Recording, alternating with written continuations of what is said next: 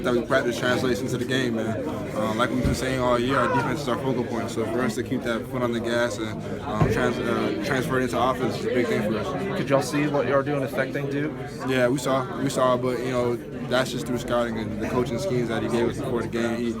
He let us know what's going to happen. And if we played a certain way on defense, what would happen? And we just wanted to make sure that we limited them to isolation plays and stuff like that, and make sure we crash the boards. When did you start to let maybe the thought of advancing kind of creep in your mind there? Man, not until the buzzer went off. To be honest with you, a lot of crazy stuff happened at the end, and I think we were up by, I don't know how much we were up by, but I remember looking at the clock and I saw like 3:58, and I was like, that's a long time. And it felt like it was eternity when it was counting down.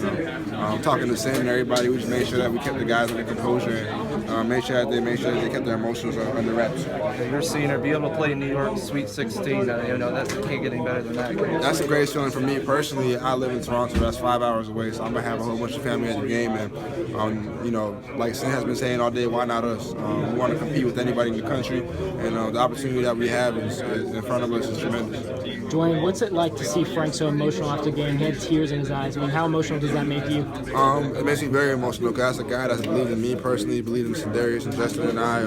He had a vision for us about 4 or 5 years ago as we were signing on to the team, and he didn't promise us we'd have this moment, but he promised us if we work hard, he'd turn us into better men and better basketball players, and it's coming into fruition now. Let's talk about how huge Rakeem and other participating players off the bench were.